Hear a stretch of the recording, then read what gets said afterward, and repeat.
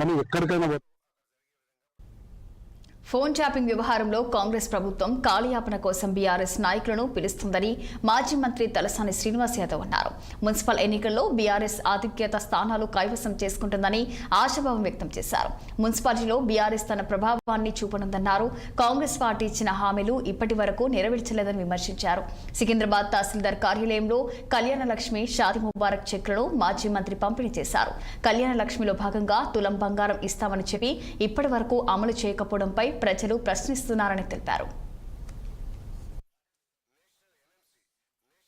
కార్యక్రమం ఈ రోజు ఏంటంటే పేద వర్గాల ప్రజలు వాళ్ళ కళ్యాణ లక్ష్మి ఒక ఆధారం ఉంటుందని కేసీఆర్ గారు ఆ రోజు ఆడపిల్ల కానుకగా ₹1,00,000 1,116,000 మరి దేశవ్యాప్తంగా ఎక్కడ లేనటువంటి స్కీమ్.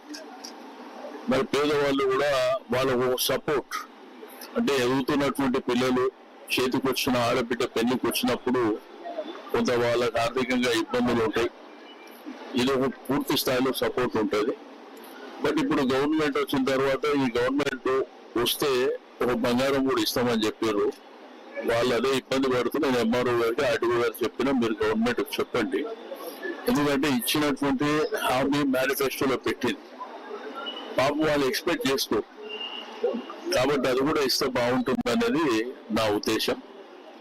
కాబట్టి ఈరోజు మరి ఇక్కడ సికింద్రాబాద్ కానీ ఖైరతాబాద్ కానీ ఆ కళ్యాణ లక్ష్మి చెక్కులు ఇవ్వడానికి రావట్లేదు.